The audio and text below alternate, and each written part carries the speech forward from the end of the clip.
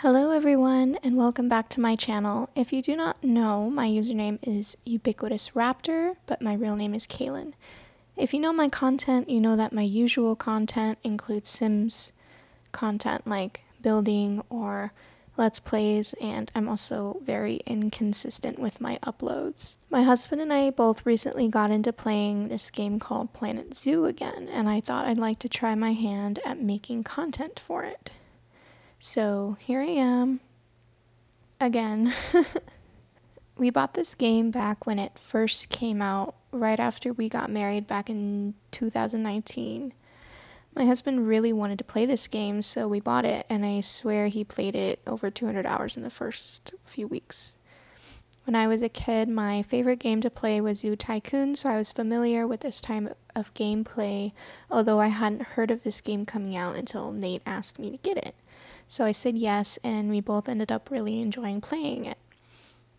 The thing that annoyed me when we first started playing the game was that it was harder to play at the time.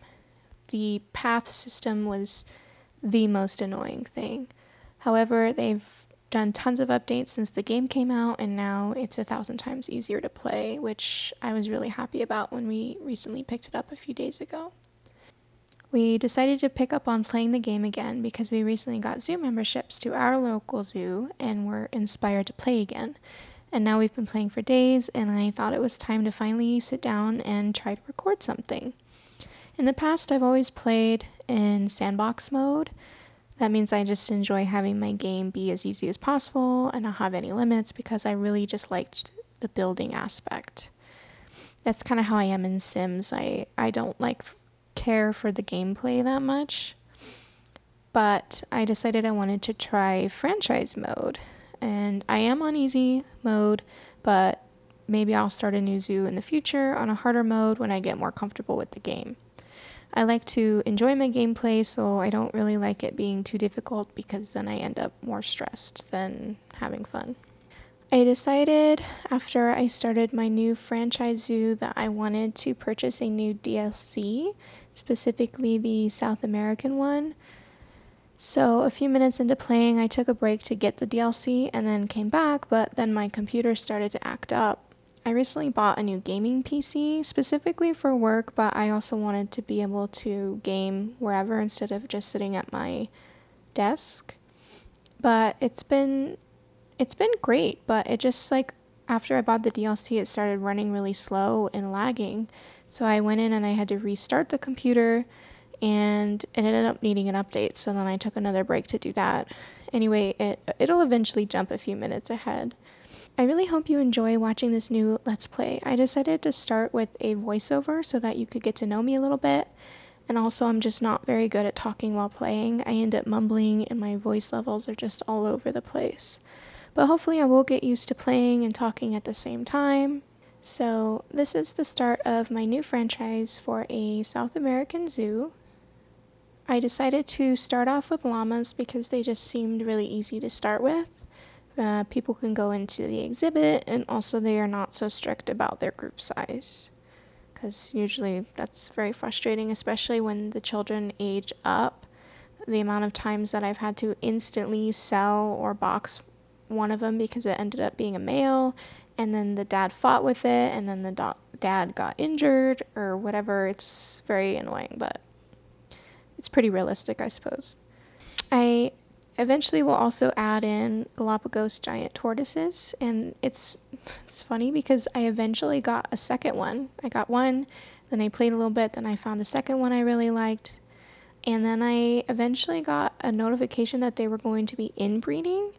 And so I paused the game and I rushed over and I looked at their genealogy thing, and yeah, sure enough, they were siblings. I don't understand my chances of buying two separate tortoises that were siblings, so that's something that I now have to look out for before I purchase an animal. So yeah, I quickly boxed one of them up and then just released them into the wild so that I could get some of those environmental points or whatever. And then, and I did that before that they could officially breed, so they didn't have any babies. And then I just went and found a different one, and I made sure that they were not the same age so that they would not be siblings.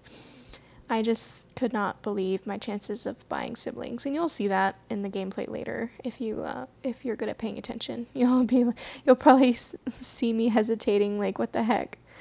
I also added an iguana and then a second one later so that they can breed. I feel like breeding iguanas can get me just an easy $500 every once in a while, even though they don't really attract guests. So right now I don't really have too much to say.